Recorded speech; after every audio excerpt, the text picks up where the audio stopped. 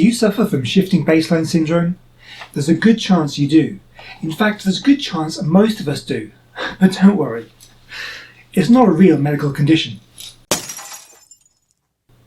In this video, I want to take you through what shifting baseline syndrome is, its implications, and what we can do to prevent it. Now, I've enlisted the help of some friends to take you through this important issue. So what is shifting baseline syndrome? Shifting baseline syndrome, or SBS, is a psychological and sociological phenomenon whereby each new human generation accepts as natural or normal the environmental conditions in which they were raised. It can be seen as a gradual change in expected norms of environmental conditions due to lack of human experience, memory, or knowledge of past experiences. The phenomenon was first named in 1995 by fisheries scientist Daniel Pauly in his paper Anecdotes and the Shifting Baseline Syndrome of the Fisheries. Pauly put forward the idea that fisheries scientists, which are scientists that monitor fish stocks in areas used for commercial fishing, generally use population numbers at the start of their career as a basis for the norm, failing to take into account any degradation of previous population numbers and so setting themselves an incorrect baseline. It's not just scientists who experience SBS in their work. All of us might experience it to some degree. All of us have a personal baseline which must be set sometime during our childhoods. My baseline will be set sometime in the 1980s. Now, Kristina, Charlotte and Alana weren't even alive during the 80s. My baseline will be set in the 1990s. My baseline will be set in the 2000s. Mine too. Alright, don't rub it in. Let's try using an abstract example to illustrate how SBS works. This box represents the natural environment. Inside the box are many pieces of paper.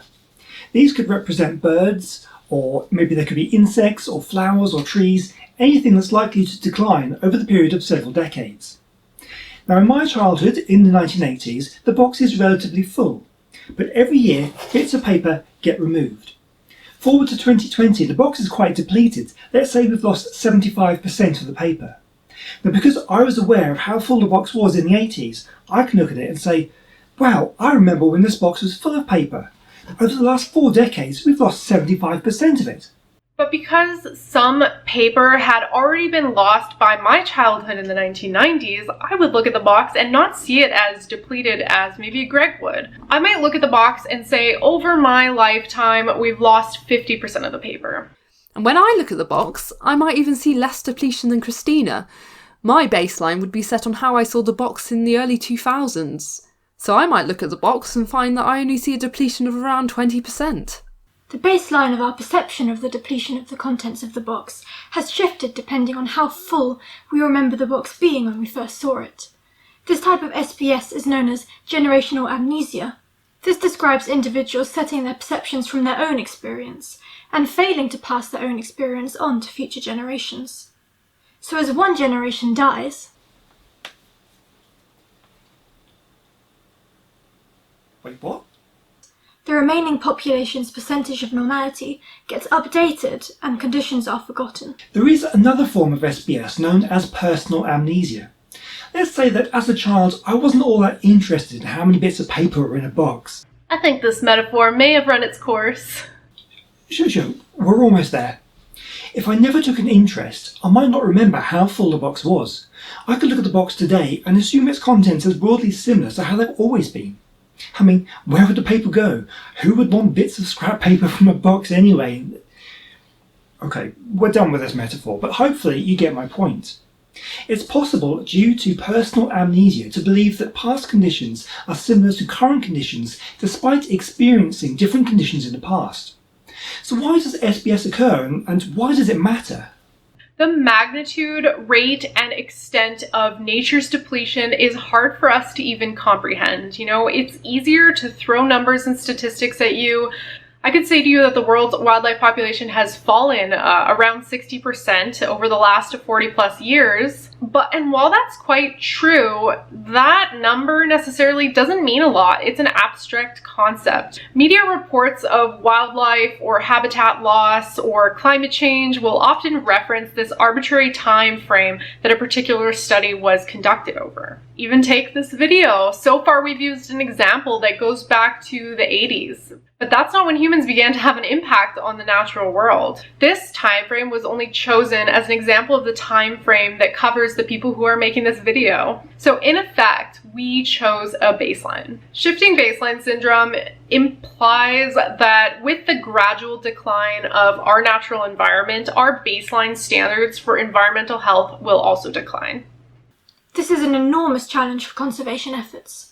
For example, a conservation effort to restore population numbers of a depleted organism might be satisfied as populations reach their targeted baseline numbers. But due to SPS, the restored population may still be severely depleted when compared to an earlier baseline that has since been forgotten. But why are these baselines being forgotten? Probably the biggest factor in SPS is the lack of relevant historical data on the natural environment. Most studies that have time series data are relatively recent, and this is particularly true for areas that have the greatest abundance of life and biodiversity.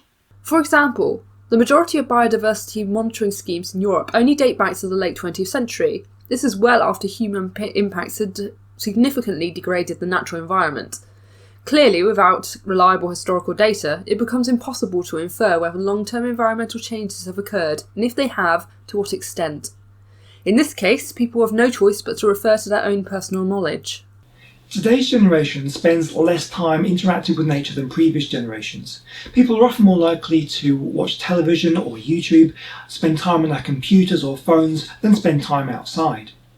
This has been called nature deficit disorder and has been put forward as a major contributing factor to SPS. Interaction with the natural environments is almost essential for people to recognise the conditions of these environments. This disconnect with nature, or extinction of experience as it's also been called, is likely to accelerate the loss of memory about these earlier environmental states. There are two different factors that have been identified in this extinction of experience. First off, with the loss of many natural environments across the world and with a greater proportion of the world's inhabitants living in these urban, densely populated areas, there is often less time and ability to interact with nature. And secondly, taking the rise of alternative leisure time activities, many people are choosing to interact with nature actually vicariously through books, television, social media, and the internet, because let's face it, that's what you guys are all doing right now watching this video. Which is absolutely fine. Remember to like, comment and subscribe, and share this video with anyone you think might be interested. All the links to everybody's channels will be in the description of this video, so make sure you check them out. It's not just the loss of interaction with nature that's the problem, it's the loss of familiarity with nature too.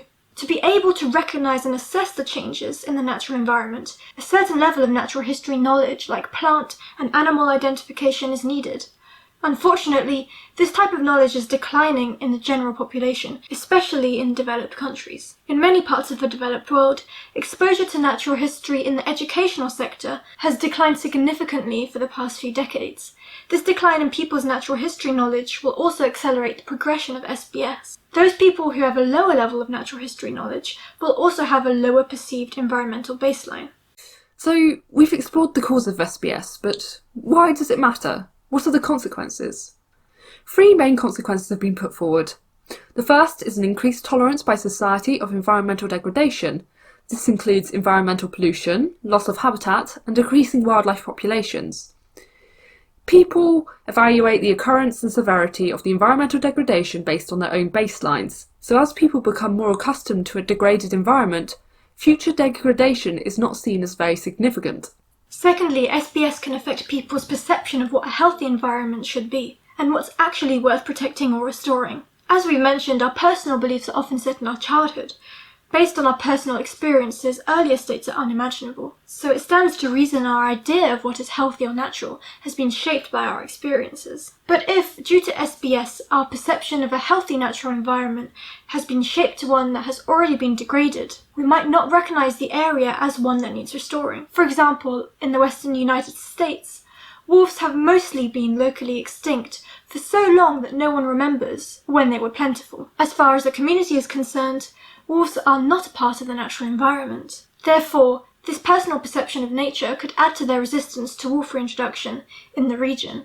The same can be said of Britain, where the lynx has been missing for centuries, and the majority of the population is very opposed to reintroducing the lynx. We perceive the states of our forests to be healthy as they are, but in reality, without the presence of a top predator like the lynx to control the deer populations, our forests are a lot more barren and have a lot less understory than they should do. This leads directly on to the third consequence. If environmental policymakers have a false perception of what the natural environment should be and what it should naturally look like, they might not set appropriate targets for conservation or for restoration, and this would impact companies, conservation groups, and individuals who might be approached to help with conservation efforts. One particular scientific study actually looked at the participants' willingness to pay for conservation based off of their perception of declining reef habitat. The participants that had baselines that were going further back in time or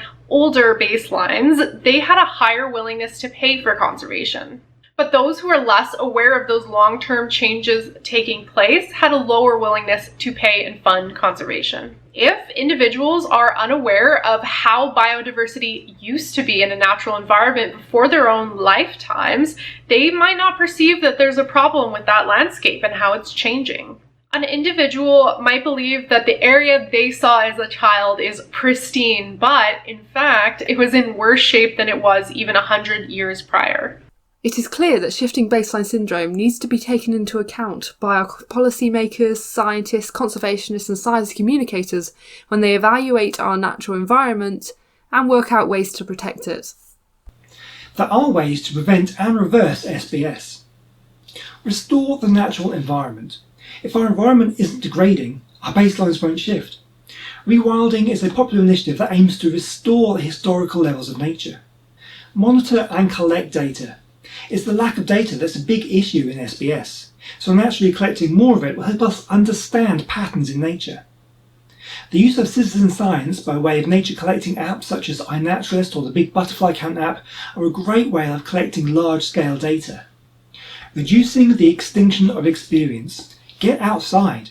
It's been shown that spending time in nature reserves and other green spaces increases our knowledge and understanding of the natural environment, and it's wonderful for your mental health. Finally, education. We need to increase people's knowledge and understanding of the natural world and communicate to them conditions both past and present. Hopefully this video may have done just a little bit for you who's watching. I want to thank Charlotte, Kristina and Alana for the help in making this video, and their links to their channels will be in the description below. Please do check them out, and if you want to know a little bit more about them, here they are. I'm a wildlife biologist and YouTuber, currently over my channel Kristina Lynn. On that channel you can find wildlife content about getting into wildlife biology as a career and also environmentally sustainable lifestyle choices for scientists and non-scientists alike that are informed by science. Thank you! My channel name is Future Ecologist, and you can find me on YouTube under Future Ecologist or on Instagram under Ecologist Alana. I make videos about ecology in Britain, as well as what life is like as an ecology student. So please head over to my channel if that interests you. Thank you to Greg for allowing me to be part of this collaboration. Hello, I'm Charlotte and I am a marine and natural history photography student, so I study wildlife photography and filmmaking. I have a YouTube channel in which I post videos with topics such as just different wildlife topics, wildlife around Cornwall, little films that I make and short documentaries. My channel is my own name because I am so very inventive. Please check it out, and please check out all the other people who've also collaborated on this video, as all their channels are also brilliant too. Well, thank you for watching, and I really hope to see you in the next video. Goodbye. Now where's that box?